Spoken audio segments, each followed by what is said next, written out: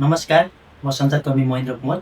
आज हामी खेल सम्बन्धीको कुरा गर्दैछौँ र खेल सम्बन्धीको कुरा गर्दै गर्दा आज हामीले नेपाल डोरी तान सङ्घको केन्द्रीय उपाध्यक्ष सूर्यबहादुर भट्टराईज्यूलाई हामीले चाहिँ यस सोमा बोलाएका छौँ र हामी चाहिँ अब उहाँसँग चाहिँ केही कुराकानी गर्दैछौँ। टग अफ वार भनेको कस्तो गेम हो सर? हजुरले एकचोटि बुझाइदिनु पऱ्यो सबैलाई। टग अफ वार गेम चाहिँ एउटा सजिलो गेम, हजुर, सबैजनाले खेलिरहेको र विभिन्न समय विभिन्न परिस्थितिमा हजुर, यो गेम खेलिसकेको र सबैजना परिचित नै हुनुहुन्छ। हजुर, यति हो कि नियमसँग खेल्नु भएको छैन धेरैजनाले, र हामी चाहिँ बिस्तारै नियम पनि सिकाउँदै हजुर, सिस्टमेटिकल्ली हजुर, र एउटा क्याटेगोराइजेसन गर्दै टाइटलमा गेम खेलाउँछौँ। हजुर, टाइटल भन्नाले जस्तो प्रदेश स्तरीय, जिल्ला स्तरीय, हजुर, यो नेसनल इन्टरनेसनल हुँदै हजुर, एउटा लेभलमा आइडेन्टिफाई भएको गेम चाहिँ हजुर, टाइटलमा खेलिने भनिएको हो। हुँ, त्यसरी वर्ल्ड च्याम्पियनसिप, वर्ल्ड कप पनि हुन्छ विदेशमा। हजुर, र यसको धेरै विधाहरू छन्, वेटका कुरा छन्, यसको सेमिनारका कुरा, ट्रेनिङका कुरा, अम्पायर जज धेरै कुरा छ। तर नेपालमा चाहिँ त्यति सिरियसली लिएको देखिँदैन यो गेमले। यसको स्थापना कहिले भएको र यो विश्वको कतिवटा देशमा खेलाइन्छ यो गेमहरू? विश्वमा 73 देशमा खेलाइन्छ। हजुर, स्थापना चाहिँ 1966। हजुर, त्यहाँ रेकर्ड त्यस्तो छ। हजुर, यो चाहिँ परम्परागत गेम धेरै अगाडिदेखि खेलिएकोले कहिले सुरु भयो भन्ने कुरा चाहिँ यही मिति भन्ने कुरा त भएन। त्यो एउटा आधिकारिक रेकर्ड चाहिँ 1966 मान्नुभएको छ। र नेपालमा चाहिँ त्यसैको एप्लिकेसन ल्याएर 2007बाट कन्टिन्यू यसलाई गतिविधि सञ्चालन गरिएको छ। र यसले आफ्नो वर्ल्ड च्याम्पियनसिप, वर्ल्ड कपमा जाने मौका त पाएको छैन, तर पनि प्रदेश स्तरीय, क्षेत्रीय स्तरीय, 7मा एसियन गेम्समा आइपुगेका छौँ। हजुर। र यसले आफ्नो गतिविधि निरन्तर बढाइरहेको छ। यो खेल र खेलाडीहरूको लागि अब कस्तो कदम चालिराख्नु भएको छ? खेलाडी कस्तो कदम चाल्नुभयो र अब कस्तो कदम? होइन, त्यो त एकदम हामीले यसलाई रेगुलर ट्रेनिङ गरिरहेछौँ। गेम सञ्चालन भइरहेछ। गेम सञ्चालन भएपछि अटोमेटिकली सबै फङ्सनमा गइहाल्छ। हजुर। त्यो चाहिँ गेम हुँदाहुँदै यो जजले, जुरीले एउटा रिफ्रेसमेन्ट कोर्स पनि गर्नुपर्छ। हजुर। खेलाडीहरूले ट्रेनिङ गर्नुपर्छ। म्यानेजमेन्ट पक्ष पनि आफ्नो ठाउँमा सक्रिय हुन्छन्। हजुर। जब गेम सुरु भएपछि सबै अटोमेटिकली चल्न थालिहाल्छ। हजुर। जस्तै यो गेमको लागि राष्ट्रिय खेलकुद परिषद र खेलकुद मन्त्रालयले अहिलेसम्म के सहयोग गरिरहेको छ यो खेलकुद विकासको लागि? खेलकुद विकासको लागि बेला बेलामा आर्थिक सहयोग गरेको छ। र ठुलो चाहिँ उल्लेखनीय रूपमा त्यस्तो सहयोग त छैन। हामीलाई सानै सहयोग भए पनि हामीलाई त्यस्तो नराम्रो लागेको छैन। ठिकै छ, हामी अरूतिर पनि म्यानेज गरेर काम गरिरहेछौँ। यो टग अफ वार डोरी तान खेलमा अहिलेसम्म तपाईँ कुन कुन देश पुगेर आउनुभयो होइन, र कुन देशमा के फरक पाउनुभयो? सुरुमा चाहिँ हामी एसियन गेम खेल्न थाइल्यान्ड गएको थियौँ। हजुर। त्यसमा राम्रै पोजिसन आयो। हजुर। त्यो चाहिँ 15वटा देशमा हजुर क्याटेगोराइजेसन भएको थियो। हजुर। क्याटेगोरी चाहिँ त्यो होल्डिङ गर्ने, कसले बढी समयसम्म हजुर डोरीलाई तानेर राख्यो, डोरीलाई होल्ड गरेर राख्यो, त्यसमा चाहिँ ऱ्याङ्किङ हुँदो रहेछ। हजुर। नेपाल 8औँ पोजिसनमा थियो। हजुर। र त्यही नै साउथ एसियन रिजनमा हजुर गेम भएकोले हामी सेकेन्ड भयो। साउथ एसियन गेम पनि त्यहीँ गरायो, थाइल्यान्डमै। हजुर। त्यहाँ पछि बङ्गलादेशमा त्रिपुरा गेम खेल्न गयौँ। अनि उसमा मलेसियामा चाहिँ इन्टरनेसनल इभेन्ट थियो कलालम्पुरमा। त्यो चाहिँ ओपन खालको गेम थियो। र हामी उहीँ नेपाली, उहीँ बस्ने नेपाली र यहाँबाट गएको टिम मिक्स गरेर गेम खेल्यौँ। त्यहाँ चाहिँ एकदम टफ कम्पिटिसन भयो, नतिजा आएन हाम्रोमा।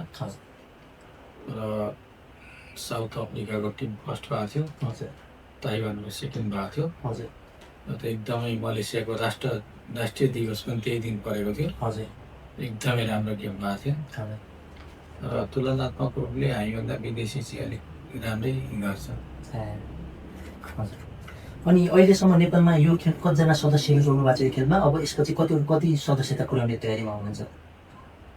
सदस्यता रुचाउनेहरू कतिजना छन्? रुचाउने त यहाँ नेपालमा अति बढीले नै रुचाउँछन्। हजुर सजिलो छ रुचाउनुको कारण। हजुर नियम पनि धेरै अप्ठ्यारा छैन। हजुर सदस्यता चाहिँ हामीले अब खेलाको भरमा सदस्यता भन्ने कि सदस्यता रसिद काटिएको भरमा भन्ने होइन। हजुर सदस्यता रसिद चाहिँ धेरै काटिएको छैन, 400-500 काटियो होला। हजुर र खेल्ने क्रममा चाहिँ हामीले 10,000 भन्दा बढी मान्छेलाई खेलाइयो। हजुर र जसले यो गेम खेल्यो त्यो हाम्रो सदस्यता हो भन्ने हामीले बुझेका छौँ। हजुर। त्यो हिसाबले धेरै सदस्यता छन् यसमा। अब आउने बढाउने कुरा बढाउने त अटोमेटिकल्ली बढ्दै जान्छ, घट्ने कुरै भएन। तयारी चाहिँ यो स्कुल कलेजमा चाहिँ एकैचोटि हजारौँले खेल्छन्, बढै छन्। र हामी अलिकति प्रोफेसनल टाइपको अब जिम गर्ने टिमहरूसँग पनि सहकार्य गर्दैछौँ। हजुर। र अरू गेमसँग जोडिएका मान्छे पनि खेल्दा कुनै अप्ठ्यारो छैन। हजुर। र उहाँहरूले खेल्न सक्नुहुन्छ। यस्तो मार्सल आर्टमा एउटा विधाकोले अर्को विधामा गएर भेट्छ, गोल्ड मेडल लिन्छ। र खो खेल्नेले कबड्डी पनि खेल्छ। अब खेल्न सक्ने हो भने रुल्समा बसेर खेल्दा केही फरक परेन। सबै खेले हुन्, सिस्टम उस्तै हो, विधा मात्रै फरक छ। अहिलेसम्म नेपालमा कतिवटा राष्ट्रिय गेम खेलाउनु भयो? कुन टुर्नामेन्टहरू अब गर्दै हुनुहुन्छ? राष्ट्रिय गेम तेस्रो भयो, चौथोको तयारी छ। कहिले छ तयारी? तयारी अब 15 दिन पछाडि चेसर ग्राउन्डमा हुँदैछ। हजुर। 21, 22, 23। हजुर। राम्रो तयारी हुँदैछ। 7वटा प्रदेशलाई समावेश गर्नुहुन्छ कि? हाम्रो निमन्त्रणा 7 प्रदेशलाई छ। एक प्रदेशबाट कतिवटा टिमहरूमा पर्नुहुन्छ? एक प्रदेशबाट चाहिँ कसरी छनौट भएर आउने खेलाडीहरू? छनौट सिस्टममा खेल्छन्। हजुर। अब कमिटी ठुलो छ, संरचना ठुलो छ, पालिकाबाट छनौट हुँदै जान्छ। पालिकाबाट? त्यहाँ पालिकाको त्यहाँ त्यति राम्रो सशक्त छैन भने गेम जिल्लाबाट छनौट हुन्छ। हजुर। र सिस्टममा जसरी अरू खेल छानिएर आउँछन् त्यसरी नै छानिन्छ, राखेपको अनुसार। तर केही गेमहरू चाहिँ परम्परागत खेलहरू धेरै त्यसले चाहिँ औपचारिकता पुरा गर्न नपर्ने र त्यसलाई केही सुविधाहरू पनि हुन्छन्। र धेरै जिल्लाहरू गठन गर्नु नपर्ने, सिधै प्रदेशमा गठन भएर आउन सक्ने प्रावधान पनि छ राखेपमा। र त्यो सुविधा टगफाले पनि पाउँछ निश्चय नै। अब यो राष्ट्रिय गेमबाट टिम पनि गर्ने होला नि, हजुरको चाहिँ नेसनल टिम पनि सिलेक्ट गर्ने होला नि त? कसरी गर्ने? कतिवटा टिम, कतिजना हुन्छन् खेलाडी, कसरी गर्ने? राष्ट्रिय टिम चाहिँ प्रदेशले राष्ट्रिय गेम खेल्न पठाउने टिम नै राष्ट्रिय हो। हजुर।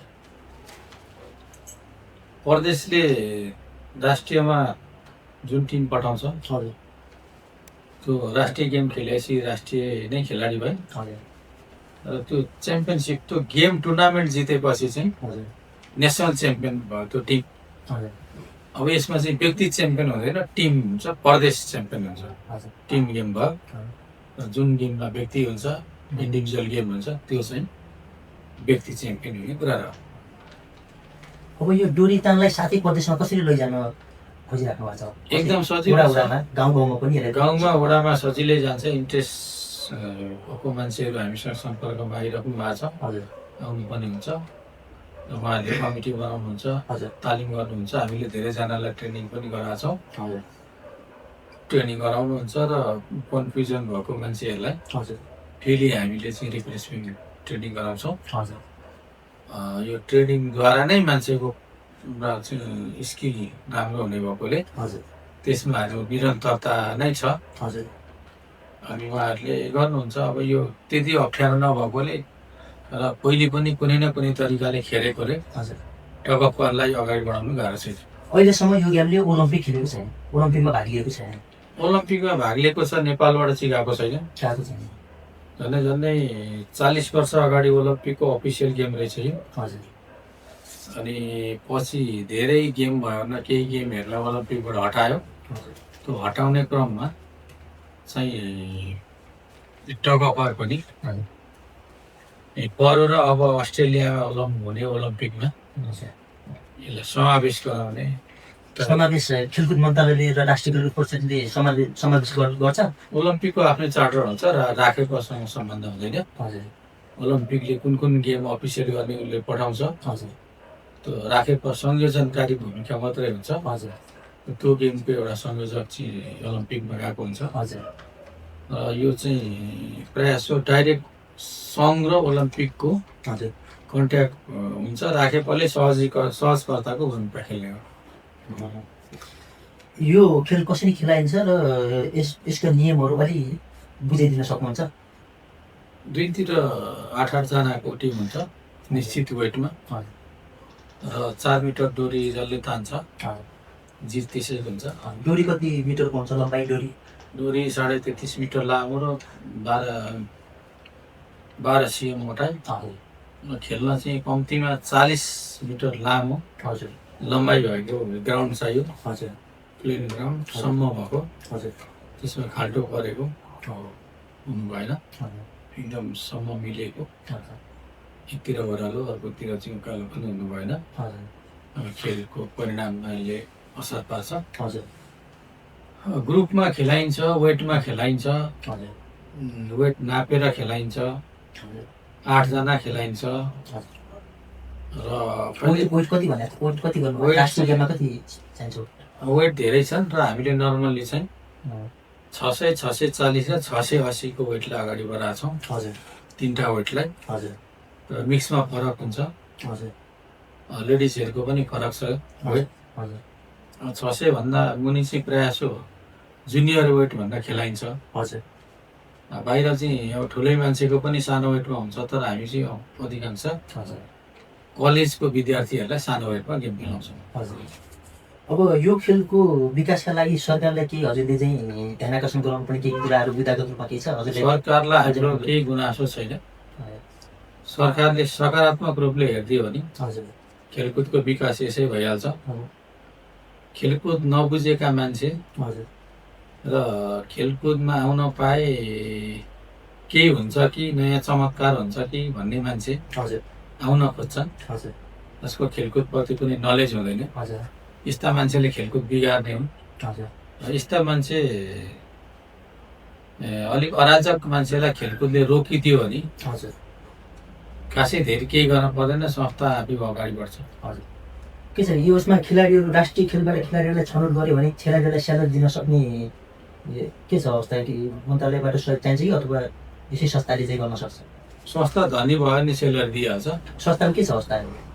संस्थाको अवस्था चाहिँ अहिले गेम हामी गइदिए आएका छौँ, त्यस्तो संस्थासँग ठुलो बचत छैन हजुर र राखेपबाट पनि ठुलो धनराशि नआउने, हजुर स्पोन्सरबाट पनि ठिकै मात्रै हो, जति लिमिटेसन छ। हजुर लिमिट भएकोले गर्दाखेरि त्यस्तो ठुलो धनराशि नभएकोले तलब दिन सकिएको छैन। हामी भोलिन्टियरै हो हजुर र एउटा भत्ता लिने कुरा, त्यो इभेन्टको कुरा, इभेन्ट म्यानेजमेन्टका कुरा ती आफ्नो ठाउँमा छन्। हजुर अहिलेसम्म रेगुलर सेलरी लिने कन्डिसन चाहिँ भएको छैन। डोरीताङ खेलबाट खेलाडीहरूले नेपालमा चाहिँ अवसर प्राप्त गर्न सक्छन्, जीवन आफ्नो चलाउन सक्छन्, एकदमै घर हाल्न सक्छन्, अब यो विदेश जानु पर्दैन? विदेश भन्ने कुरालाई नै गलत तरिकाले व्याख्या गर्छन् नेपालमा, हजुर होइन? हजुर यो विदेश चाहिँ एउटा व्यक्ति विकास अवसरको लागि जाने हो। हजुर विदेश नजाँदा पनि केही बिग्रिँदैन, हजुर जाँदा पनि बर्बादै भयो, खतमै भयो भन्ने न्यारेसन चाहिँ यो बहुत गलत छ। हजुर मान्छे आवश्यकता अनुसार विदेश जान्छन्। हजुर जहाँ कम्फर्टेबल हुन्छ त्यहीँ बस्ने मान्छे। हजुर अब यहाँ नेपालमा लाइफ स्ट्यान्डर्ड युरोपको भन्दा अलिक सस्तो छ, थोरै पैसा कमाउँदा पनि हुन्छ। हजुर विदेशमा चाहिँ अलिक धेरै कमाउनु पर्यो बाँच्नलाई। हजुर र पैसाको भ्यालुएसन धेरै भएकोले त्यो पैसा धेरै देखिएको। हजुर अवसर यहाँ पनि छ। हजुर अब भिखारी संसारभरि नै छन्, हजुर गर्नेलाई अवसर छँदैछ। हजुर गर्न नसक्नेलाई युरोपमा पनि अमेरिकामा पनि भिखारी प्रशस्त छन्। हजुर त्यहाँ जाँदा मात्रै राम्रो हुन्छ भन्ने कुरो भएन। हजुर मान्छे क्रिएटिभ हुनु पर्यो हजुर र बाँच्न सक्ने भन्ने त मान्छेले आफूलाई म्यानेज गर्ने हो। कोही एउटा जागिर खाएर बाँचिरहेछन्, कोही 2टा खान्छन्, कोही 3टा खान्छन् होइन। हजुर त्यो बाँच्ने कुरालाई कसरी लिने व्यक्ति लगभग 90% खेलाडीहरू त अहिले विदेशमै छ नि त। खेलको कुनै खेल्छु भनेर गएका विदेशमै बसिकन आएका, कोही अब खेल्दा खेल्दै पनि यहाँ अब पार्न लागेका र पछि खेलाडीहरू विदेश हिँड्नु भयो क्या। तर सस्ताले कुनै पनि सस्ताले नभए। उदाहरणको लागि खेलकुदबाट गएका मान्छे हजुर हार्डली 5-10 हजार होला खेलकुदमा लागेका मान्छे विदेश गएका। हजुर तर खेलकुदमा नलागेका मान्छे 50 लाख जति छन् हजुर विदेश गएका। हजुर अब खेलकुदमा लाग्ने मान्छे साँगुरिएर बस्नुपर्छ, एकदम कुनामा गएर बस्नुपर्छ, हजुर थिचिएर बस्नुपर्छ भन्ने खालको हजुर अब यो न्यारेटिभ कहाँबाट आउँछ? हजुर खेलाडी त झन् सानो, विदेश पनि जानुपर्छ, स्वदेश पनि जानुपर्छ, हजुर अझ विदेश जान सरकारले लबिङ गर्नुपर्छ, भिसा सित्तैमा लगाइदिनुपर्छ, हजुर राष्ट्रका गहना हुन् भन्ने हजुर डोमिनेसन गर्ने हजुर गलत भइरहेछ। अब खेलाडी भागे भागे भागे। अब यी हाम्रो देशमा चाहिँ ठुला ठुला अफिसरहरू जागिर छोडेको भोलिपल्ट हजुर पिआर लिएर बस्छन्, हजुर त्यसलाई कसैले भन्ने हिम्मत गर्दैन। हजुर अधिकांश चाहिँ लेबर गर्ने मान्छे विदेशमै छन्, त्यसलाई कसैले केही भन्दैन। हजुर खेलाडी चाहिँ भागो भन्छन्, त्यही खेलाडी गरिब छ, हजुर त्यही खेलाडीले चाहिँ आफ्नो ज्यान लगाएर खेलेको छ, हजुर अनि उसैलाई टार्गेट बनाइन्छ, हजुर विदेश बस्दा अपराधीकरण गरिन्छ। हजुर बहुत गलत भइरहेछ खेलाडीप्रति। जस्तै टग अफ वार डोरी तान खेलको लागि विदेश जानु पर्यो, एम्बेसीले के छ भिजाको सजिलै दिने गरेछ कि अथवा गाह्रो गर्ने गरेछ कि?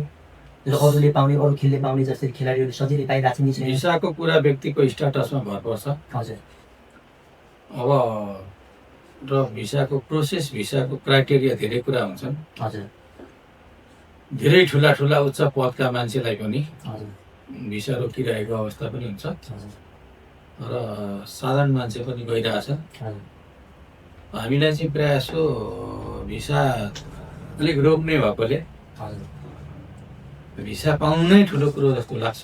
हजुर रोक्नु कारण? रोक्नुको कारण डकुमेन्टेसन गर्न जान्दैन। हजुर अब यो प्रोसेस नै गर्न जान्दैन एक्चुअल। हजुर उसले भनेको क्राइटेरिया पुरै गर्दैन। हजुर उदाहरणको लागि हजुर 6 महिनाको ब्याङ्क स्टेटमेन्टले भने हुन्छ, हजुर 2 दिन पैसा राखेर त्यही स्टेटमेन्ट निकालेर प्रिन्ट गरेर दिन्छ। हजुर उसको क्राइटेरिया मिलेन। हजुर सोसियल टाई भएको डकुमेन्टले भन्छ, हजुर सोसियल टाई भएको डकुमेन्ट दिन सक्दैनन्। हजुर कहीँ फर्जी काम गरेको अथवा केहीमा इङ्गेज भएको डकुमेन्ट पेस गर्छन् हजुर र कन्फिडेन्स हुँदैन इन्टरभ्यू दिँदा। हजुर धेरै कुरा छ भिसा नदिने कुरामा, र हामीलाई भिसा नै ठुलो जस्तो लाग्छ। हजुर उन्नति प्रगति गरियो भने उसैले बोलाउँछ, भिसा लिन जानु पर्यो। यही खेलको सिलसिलामा, यही टग अफ वारको खेलको सिलसिलामा हजुर कतिपल्ट कुन कुन देश जानुभएको छ त्यसको नाम पाउन सकिन्छ? होइन त्यस्तो, म त अरू गेमबाट पनि धेरैचोटि गएँ। हजुर अब त्यस्तो यहाँ गएँ त्यहाँ गएँ गरिराख्ने कुरो त भएन। हजुर तर मार्सल आर्टमा हुँदा वर्ल्ड च्याम्पियनसिप, वर्ल्ड कपमा गएको थिएँ म। हजुर सबै देश, प्रायः सबै देशमा खेलिँदो रहेछ?